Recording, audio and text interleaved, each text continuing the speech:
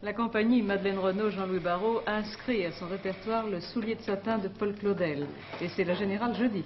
Jeudi, oui, c'est la Générale. Nous avons tenu à rester fidèles à nos promesses, malgré le grand succès que nous avons en ce moment au Palais Royal. Et jeudi, nous présenterons le soulier de satin de Paul Claudel. Je tiens à monter le soulier de satin de Paul Claudel parce que vous savez que j'aime Claudel, que je suis son disciple depuis plus de 20 ans. Et puis, le soulier de satin est l'œuvre la plus importante de Claudel. C'est la synthèse de son entreprise poétique et dramatique. C'est une œuvre considérable qui a pour lieu le monde. Il y a des bateaux, on parcourt le monde entier. Et c'est l'œuvre la plus shakespearienne du théâtre français, si je peux dire, car elle est faite de désordre, de joie, de douleur, de folie, de lyrisme. Et c'est une des plus belles histoires d'amour depuis Tristan et Isolde. Alors je crois que, à notre époque, et tous ceux de notre génération, doivent voir le soulier de satin comme nous avons été voir le Cid ou Phèdre ou Tristan et Isolde. Mais vous restez fidèle à votre principe de l'alternance, et pour autant, vous ne laisserez pas cette vie parisienne qui plaît tellement au Palais Royal. Non, bien sûr, parce que la vie parisienne a une longue carrière devant elle, et nous ne voudrions pas briser sa carrière, et nous jouerons en alternance le soulier de satin et la vie parisienne, à peu près dans la proportion où une comédie peut être jouée avec une tragédie, c'est-à-dire 3 pour 2, n'est-ce pas?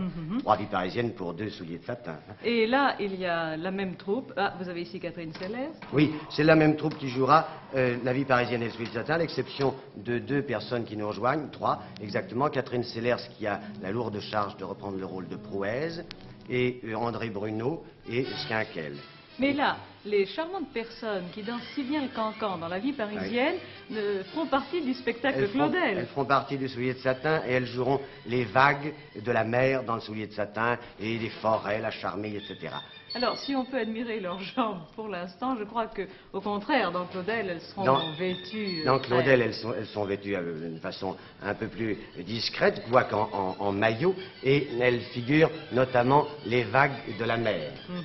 Elles partent se maquiller, mais là, Claudel, oui, le spectacle est très long. À quelle heure commencez-vous? Nous commençons à 8h15, et nous finissons vers minuit moins 10. Ce que j'aime, c'est qu'elles vont cacher leur visage, mais qu'avec conscience, elles se poudrent quand même. Ah oui, oui. C'est de la conscience. C'est de la conscience professionnelle. Mais elles sont d'ailleurs délicieuses et passionnées de mime.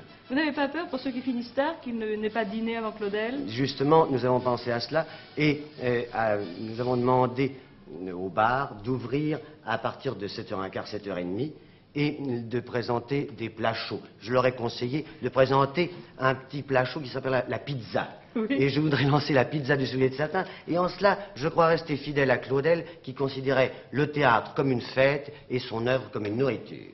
Vous allez nous donner, puisque nous avons filmé les vagues, vous allez nous donner, en regardant ces images que vous n'avez pas encore vues, vous allez nous dire un peu du texte de Claudel? Eh bien, oui. Voilà. Justement, voilà des images où les vagues se préparent en répétition. Et ça illustre le texte de Claudel suivant. Les courants ont repris, et vous pouvez voir dans le ciel que les étoiles ne clignent pas de la même façon.